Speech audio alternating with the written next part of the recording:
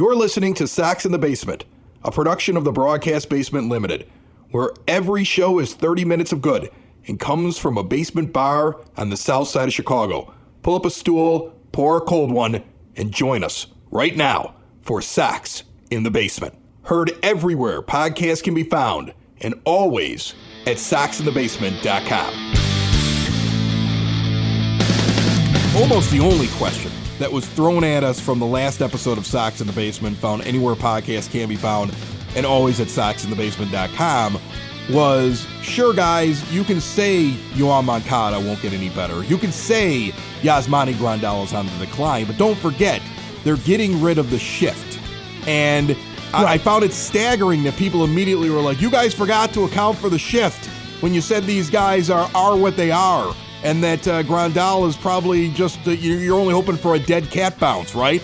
Before you jump into it, my friend, because I know you want to, and you're ready to go, and you are going to address that right away. The bit is being chomped at. I know. And it's going to be a great episode of Sox in the Basement. We're also going to talk about these managerial candidates and who the Sox are talking to so far. And, of course, it's all brought to you by Family Waterproofing Solutions. Remember, if you mention Sox in the Basement, you get money off. You heard the commercial at the beginning of the episode. They're family, veteran-owned and operated since they started in 2013. Give them a call at 708-330-4466. Keep water out of your basement and see what a difference a family makes at FamilyDry.com. But before we let you talk, Scott White from CBS Sports covers fantasy baseball, was asked this exact question about the impact of the shift on players when trying to figure out fantasy projections of players and how players are going to perform. He was asked on this show just a few weeks ago.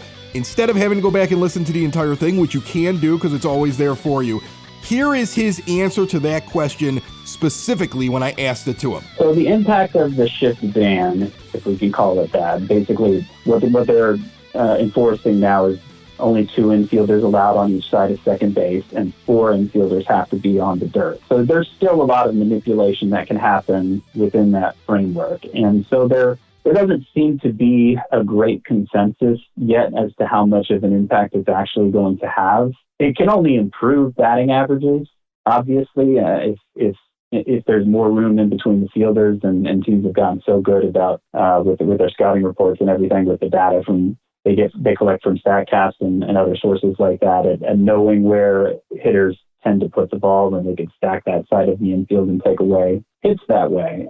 So batting averages are going to go up, but to what extent and how widespread the effect will be, I think it remains to be seen.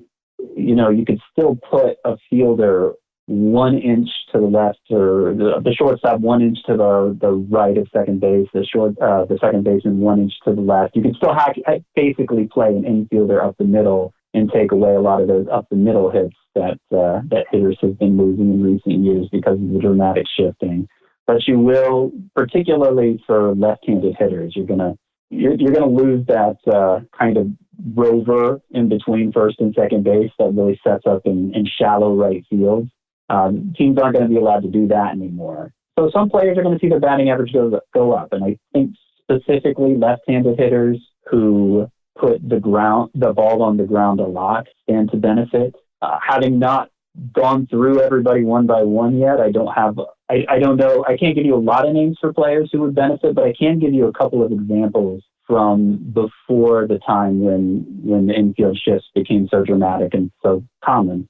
Brian McCann and Mark Teixeira are the 2 I often cite for this. So the shifting really started early in the 2010s. It kept increasing toward the mid-2010s. That's about the time where you see a dramatic drop-off in both Mark Teixeira and Brian McCann's batting averages. So Mark Teixeira, for the first 7 years of his career, hit .290, and then for the final 7 years of his career, hit .239. Brian McCann, for the first 7 years of his career, hit .286, and then for the final 8 years of his career, he hit .237. So I do think you're going to see a handful of players who see that kind of change the other way, their batting average improving by as much as maybe 40 points. And that's Scott White talking about the impact of the shift. He was a guest here on Sox in the Basement. Ever guest of Sox in the Basement brought to you by the Village of Lamont. Want to experience a downtown with real history, great eats and drinks, and green spaces filled with adventure?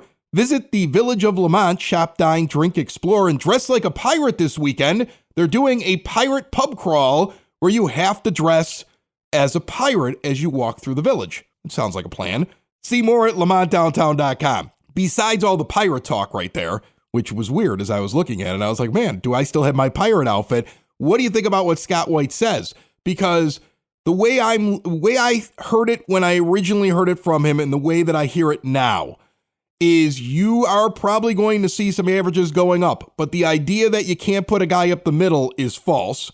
You just have some restrictions. It's not going to ban completely the idea of moving guys around. I've heard it suggested you'll just see like an outfielder move over at times, and they'll play with two guys at normal depth, and then another outfielder will move over because it only impacts infielders. There will be some version of shifting against players, and while you'll see average go up, it depends on what kind of a hitter the player is. So how do you evaluate that, Ed, when you look at the players in question, like Moncada, like Grandal, and then let's talk about a guy that we forgot about last week, Gavin Sheets, a left-handed hitter who pulls a lot. Well, what you got to look at is you got to look at where did they hit the ball. Yoan Moncada, Yasmani Grandal, when they put the ball in the air, they were getting a lot of outs in the air, right? So they're not hitting a lot of home runs. Neither of them hit for much power this year. And their line drive rates were okay, and their fly ball rates were a little high. Do you have the numbers sitting like, I mean, I know you're sorting through them as we're sitting here and we're talking, but you're saying the fly ball rates are high for them. They're not the ground ball hitters that Scott White talked about that you'll see the greater improvement of. And again, and you know what? I'm going to be honest with you. Grandal, at least me just trying to remember back a lot of the things that he does, seems to be one of those guys that's still going to have a problem with the guy that's right up the middle. That's just like an inch to one side of the base or the other side where they can do kind of a shift, but not the full one. So, and that's what we're looking at, right? So you look at their ground ball percentage versus the league average, okay? So MLB average last year, 43.2% ground ball percentage. This is how many balls you put in play that are on the ground, right? And for Yoan Moncada, he's below average. He's at 38.6%. Line drive percentage is lower for him, 21.1% versus just about 25% for the major league average. And then his fly ball rate is 32.6 versus 23.4%. So he's a fly ball hitter mostly. He's a fly ball hitter, okay?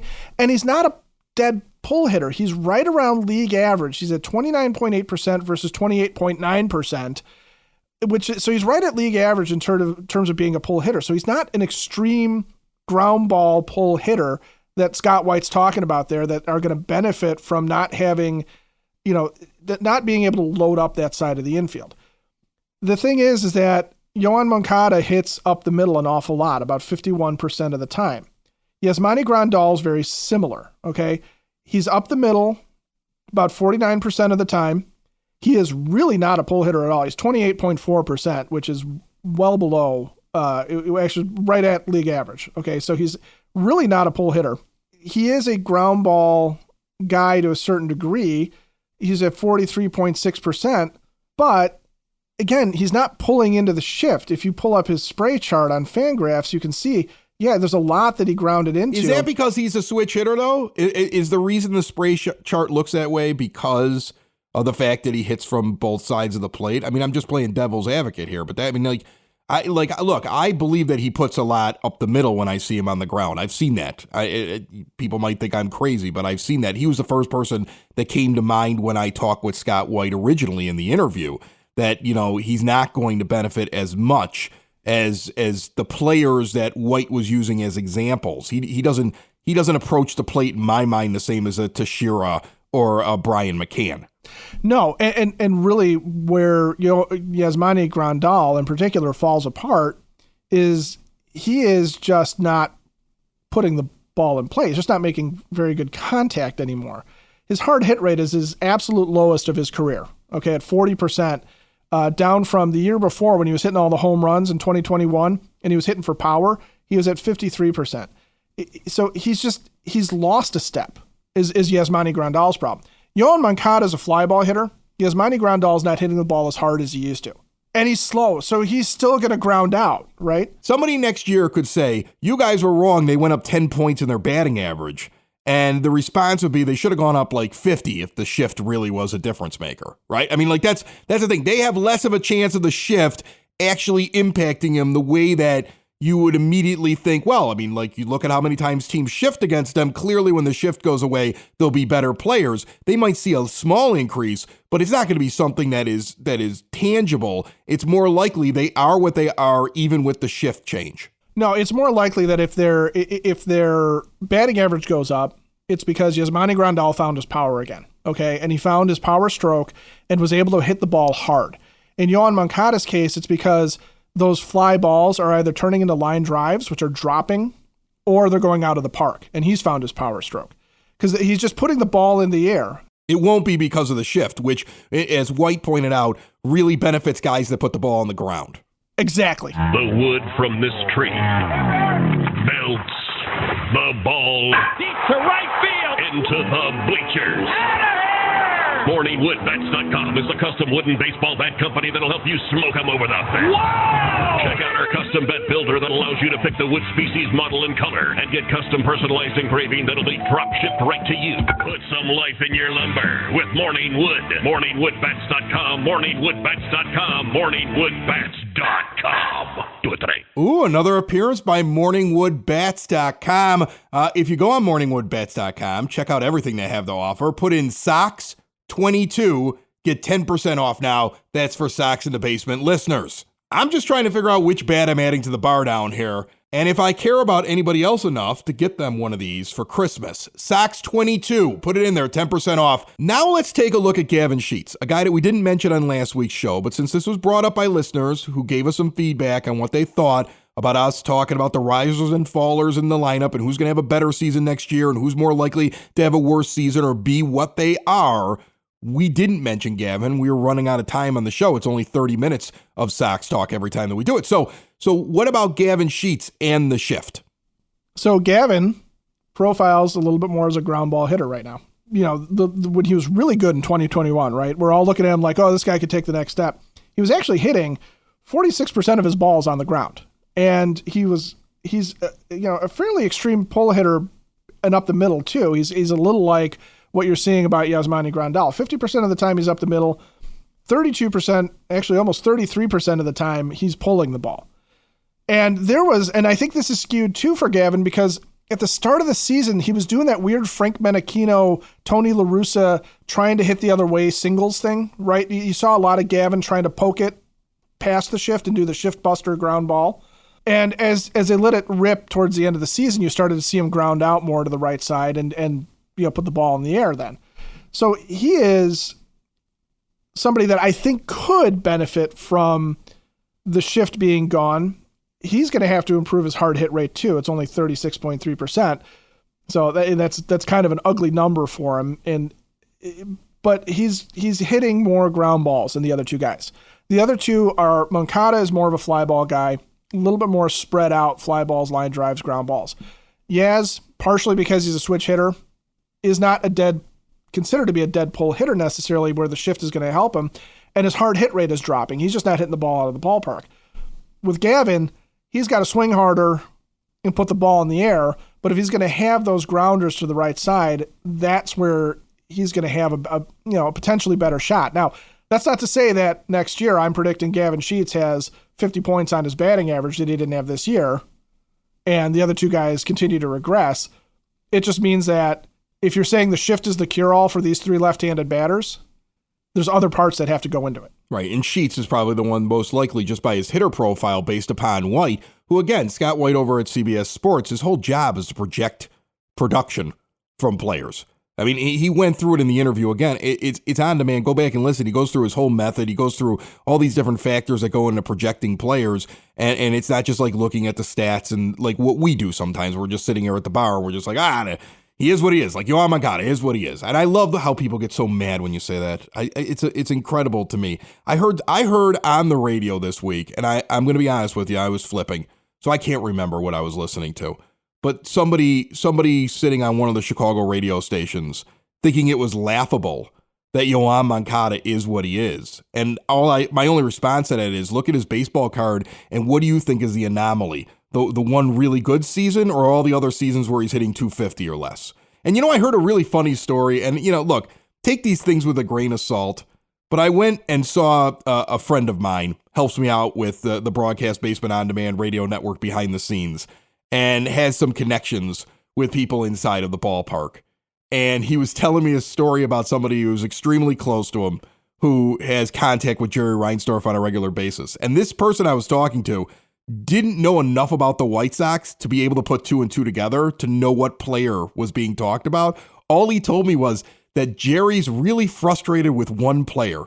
And he said it's some guy who does singing and dancing and looks like he's not into every game.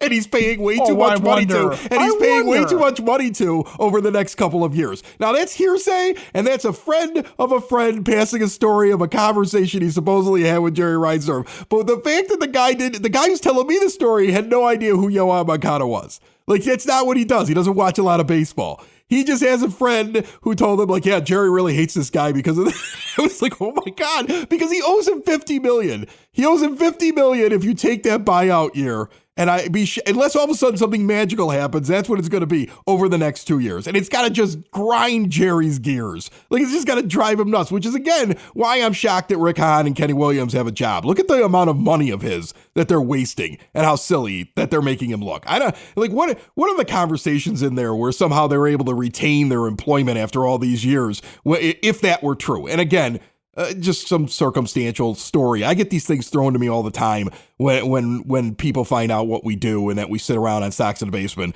and we talk about the White Sox. Quick note before we dive into these managers, Ed. Great guest on Southside Pod, another podcast here on the Broadcast Basement On Demand radio network. Ken Gar is a comedian, grew up in Ashburn, and that's neighborhood on the south side, St. Denis, St. Tommy Moore, if you go by parishes, lived out in Tinley Park. Quit his job, sold everything, and became a stand-up comedian, like a Billy Joel song. And he's got a comedy special on Amazon Prime, and he jumped on the show and talked about it. And what's interesting is he jumps on the show and talks, and I'm talking to him on Southside Pod, and then literally the very next day, after I record the interview with him, somebody suggests he should be one of the guests on the $1,000 guest bounty. And I got to be honest, I just talked to him. So we're getting suggestions in, and that was a good one. And who knows, maybe I sit back and I go, okay, in a couple of months, there's something else I can talk to Ken Gar about, comedian, because we don't need to have baseball players, right? We don't need to have somebody who specifically plays for the White Sox. We don't have to have somebody who's playing the game right now. We don't have to have somebody that's even around baseball, although that's kind of fun. I mean, remember, David Sampson is essentially a broadcaster now who used to be in a front office. And he won last year over Liam Hendricks and Jake Berger, who were 2 and 3 in the voting. Like, those were his closest competitors in the $1,000 guest bounty. You can win a full $1,000, and all you have to do is submit who you know. Basically, if you know somebody cool who you think would be a good guest and a fun interview, this is the time to use your friend, your acquaintance, your connection to try to win $1,000 from Parente and Norem. The law offices of Parente and Norem are sponsoring this. They're giving away the $1,000 through Sox in the Basement. Remember, if you've been injured, they're going to cover it. Over $400 million recovered for their injured clients. And if you want a free case evaluation, Sox in the Basement fans, you can call or text them today, 312-641-5926, or visit pninjurylaw.com. But that $1,000 is going to somebody this offseason. Ken Gar, good suggestion. I just feel bad that I just talked to him on Southside Pod, so it feels like I'd be doing the same interview, you know? I mean, it's unfortunate, but it is a good suggestion. And I'm glad people are thinking outside the box. People are thinking outside the box. Yeah, it's like, people who are saying it's laughable that Yoan Moncada is not a career 236 hitter if you take his one good season out. So that's what he is. I'm sorry. He is what he is. I mean, I'm sorry. Look, we used the COVID thing, right? Like, it was like, oh, he's recovering from COVID. And you're like, oh, I feel bad for him. That's terrible. I read all about these symptoms of COVID and these athletes. And some of them had some really hard times. What was that pitcher from, he was with Boston, and then he became the Detroit's, presumed Eduardo ace. Rodriguez. Exactly. He had a heart thing that popped up. Yeah, the heart issue. After he got COVID, and he was out for the entire season. So you were hearing things about athletes and the effects that the disease was having on them. So you're like, okay, his legs are gone. That's the reason. But when you even take that out, and you look at the following year, you look at your 2021, you look at your 2022.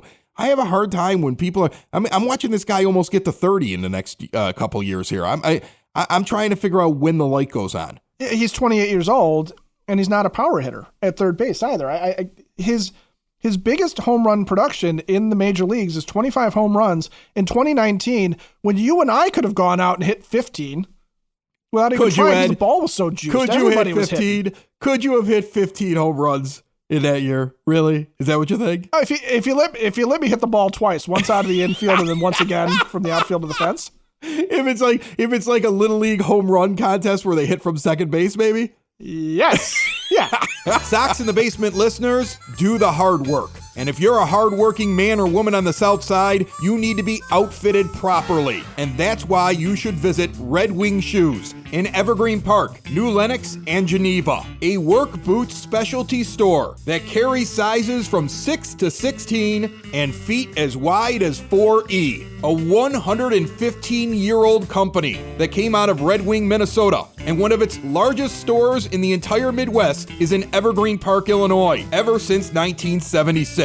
When you're on your feet, the footwear is everything. So why not get an expert fitting? They warranty, repair, and offer free conditioning with laces. And they also carry Carhartt work clothing as well. Located at 3347 West 95th Street in Evergreen Park, Illinois, at 208 East Maple Street on Route 30 in New Lenox, or at 1749 South Randall Road in Geneva. Visit them today. You work hard. You've earned it. Red Wing Shoes.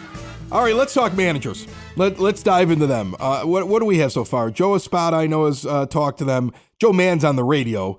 Just like Ozzie Guillen talking about, I could do that job. Yeah, well, Willie Harris is doing the same thing too. Willie Harris is grabbing every media member going, I'm here. I'm the third base coach of the Cubs. I can do it.